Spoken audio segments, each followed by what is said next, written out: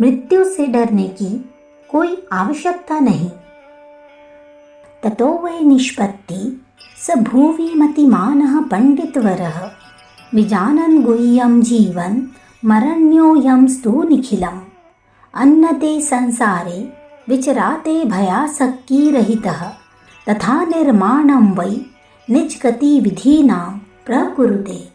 गायत्री गीता के उपरोक्त श्लोक में गायत्री मंत्र के पद तत् की विवेचना करते हुए बताया है कि इस संसार में वही बुद्धिमान है जो जीवन और मरण के रहस्य को जानता है, भय एवं आसक्ति रहित होकर जीता है और उसी आधार पर अपनी गतिविधियों का निर्माण करता है। देखा जाता है कि लोग जीवन से बहुत अधिक प्यार करते हैं और मृत्यु से बहुत डरते हैं। फांसी घर की कोठरियां में रहने वाले कैदियों और असाध्य रोगों के निराश रोगियों से मिलते रहने के हमें अनेक अवसर प्राप्त होते हैं। उनके अंतःस्थल की दशा की वेदना को समझ सकने के कारण हम यह जानते हैं कि लोग मृत्यु से कितना डरते हैं। कभी खतरे की संभावना सामने आवे, सिंह, व्याघ्र, सर्प, चोर, डाकू, भूत, अंधकार आदि का भय सामने आने पर प्राण संकट अनुभव करके लोग थर-थर कांपने लगते हैं, होशो हवास उड़ जाते हैं। मृत्यु चाहे प्रत्यक्ष रूप से सामने न हो पर उसकी कल्पना मात्र से इतना भय मालूम होता है जो मृत्यु के वास्तविक कष्ट से किसी प्रकार कम नहीं होता। प्राणों का भय सामने उपस्थित होने पर अधिकांश लोग अपने कर्तव्य, उत्तरदायित्व, धर्म, आचार, आत्मगौरव आदि को तिलांजलि देने में नहीं झिझकते। हम ऐसे धर्म प्राण वाले व्यक्तियों को जानते हैं जिन्होंने डॉक्टर द्वारा रोग को प्राण घातक बताने पर शरीर जाने के भय से मांस, अंडे, मछली का तेल, मद्य आदि का सेवन किया।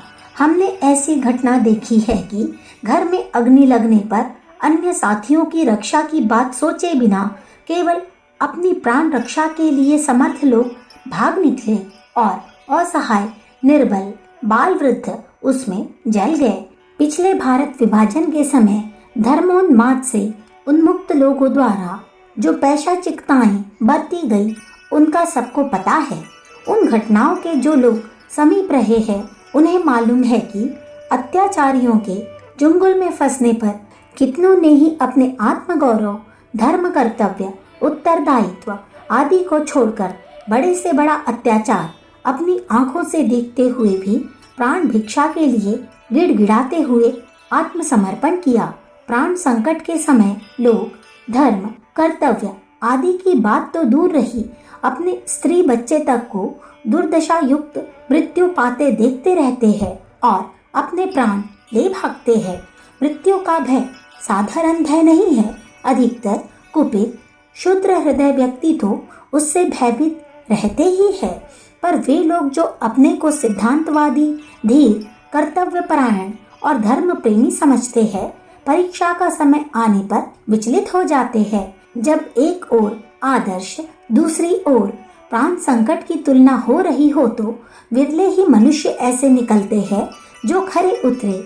महात्मा ईसा मसीह ईश्वर से प्रार्थना किया करते थे कि हे प्रभु, हमें बुराइयों से बचा पर परीक्षा में न डाल, क्योंकि वे जानते थे कि मनुष्य बड़ा डरपोक है।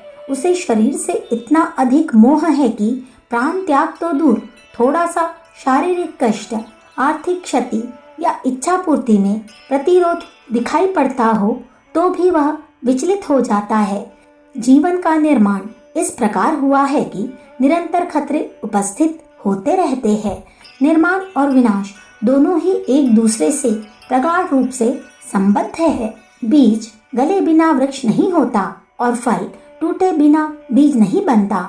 नया जीवन धारण तब होता है जब किसी की मृत्यु होती है और मृत्यु तब होती है जब कोई जीवन नष्ट होता है। एक को धन तब मिलता है जब किसी के हाथ से वह धन निकलता है। जब समुद्र सूखता है तब बादल बनते हैं और जब बादल गलते हैं तो समुद्र भरता है। एक की हानि ही दूसरे का लाभ है। इस प्रकार के ज्वार भाटे ही जीवन सौंदर्य के प्रतीक है। रात्रि और दिन की भांति सुख दुख का, हानि लाभ का भी जोड़ा है। जैसे सुख शांति लाभ भोग ऐश्वर्य प्राप्ति के अवसर आते रहते हैं, वैसे ही कर्म मार्गों के अनुसार एवं परिस्थितियों के अनुसार रोग हानि संकट क्लेश और मृत्यु के अवसर आना भी स्वाभाविक है। किंतु देखा जाता है कि लोग सुखकर अवसरों का तो प्रसन्नता पूर्वक उपभोग कर लेते हैं, पर जब दुख का अवसर आता है तो रोते चिल्लाते डरते कांपते भयभीत होते रहते हैं। विनाशात्मक परिस्थितियां हर एक के जीवन में आती रहती है, क्योंकि वे आवश्यक है, स्वाभाविक दृष्टिक्रम के अनुकूल एवं अनिवार्य है, परंतु लोग उनसे बुरी तरह डरते हैं। विपत्ति आने पर तो डरते ही है, पर अनेक बार विपत्ति की आशंका संभावना कल्पना मात्र से भयभीत होते रहते हैं और इस प्रकार जीवन का अधिकांश भाग भय चिंता आशंका घबराहट और दुख में व्यतीत होता है।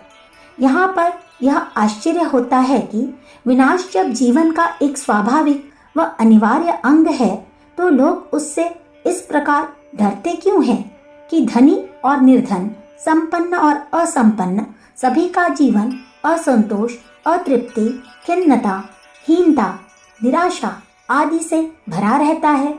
पूर्ण दुखी मनुष्य ढूंढ निकालना आज संभव नहीं है, साध्य अवश्य है। विघटनात्मक विनाशात्मक स्थिति से डरने घबराने का कारण मनुष्य की एक आध्यात्मिक भूल है।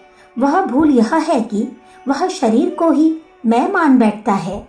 अपने आप को शरीर समझने के फलस्वरूप आत्मलोभ आत्मरक्षा आत्मपरायणता आत्म प्रतिष्ठा जैसी वृत्तियां दूसरे ही रूप में परिवर्तित हो जाती हैं। उनका स्वरूप शरीर लाभ शरीर आनंद शरीर रक्षा शरीर परायणता शरीर प्रतिष्ठा बन जाता है। क्योंकि आत्मलाभ अंतःकरण का ईश्वर प्रदत्त गुण है और इस ओर जीव की स्वाभाविक रुचि होती है, इसी में उसे आनंद आता है और इसमें विपक्ष पड़ने से दुखी होता है। संत महात्मा ब्रह्मवेत्ता ऋषि मुनि सज्जन लोक सेवक सत्पुरुष इसी मार्ग पर चलते हैं और जीवन के प्रत्येक क्षण का सदुपयोग करते हुए सदा आनंद निमग्न रहते हैं। परंतु जब आत्मलाभ की परिभाषा शरीर शाम हो जाती है, तब आत्मरक्षा का तात्पर्य शरीर रक्षा समझा जाता है, तो बड़ी अज्ञान संभव परिस्थिति उत्पन्न हो जाती है, जिसमें आज जनसाधारण अस्त हो रहा है। स्वार्थ मनुष्य की सर्वप्रिय वस्तु है। अपनापन सबको प्यारा है। संसार का जो भी पदार्थ प्रिय लगता है, वह अपनेपन की भावना के कारण ही प्रिय लगता है। शत्रु की सुंदर सुंदर चीजें भी आंखों के कांटे की तरह चुभती है। जब शरीर को स्व मान लिया गया, तो उसके नष्ट होने का भय आत्मनाश के समान लगना ही चाहिए। जब शरीर ही स्व है, तो शारीरिक इंद्रियों के भोग विलासों को आत्मानंद समझा ही जाना चाहिए। शरीर की सुंदरता आकर्षण मोहकता वैसी ही प्रिय मालूम होनी चाहिए, जैसी कि आत्म प्रतिष्ठा प्रिय होती है। आत्मानंद के लिए बड़ी से बड़ी वस्तु का त्याग करना, बड़े से बड़ा कष्ट सहना, आत्मपरायण पुरुषों के लिए शारीरिक सांसारिक धन ऐश्वर्य द्वारा सुख पाने के लिए धर्म कर्तव्य आदि का छोड़ देना और हत्या डकैती और खतरे से भरे हुए दुस्साहसी कार्य कर डालना साधारण बात होती है। यदि कोई आदमी शरीर को ही मैं मानता है, उससे ही स्व अनुभव करता है, तो उसके लिए यह उचित ही है कि शरीर को सुखी करने वाली वस्तुओं और परिस्थितियों में सुखी रहे, उनके लिए प्रयत्न करे और इस मार्ग में जो बाधा उपस्थित हो उसमें दुखी एवं भयभीत हो। इस स्थिति में मृत्यु और हानि का भय यदि बुरी तरह संत्रस्त बनाए रहे, तो उसमें कुछ आश्चर्य की बात नहीं है। परमात्मा को सच्चिदानंद कहते हैं। उसका अंश आत्म स्वभावतः आनंदमय है, उसमें आनंद की कोई कमी नहीं है। यह संसार परमात्मा की पुण्य कृति है आनंद रूपी परमात्मा के हाथ से बना हुआ संसार आनंद रहित नहीं हो सकता।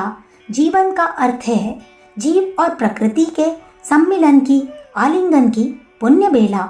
इन क्षणों में आनंदमय आत्मा और आनंदकृति संसार के उभय पक्षीय आनंदों का मिलन होने से अपार आनंद उमड़ पड़ना चाहिए।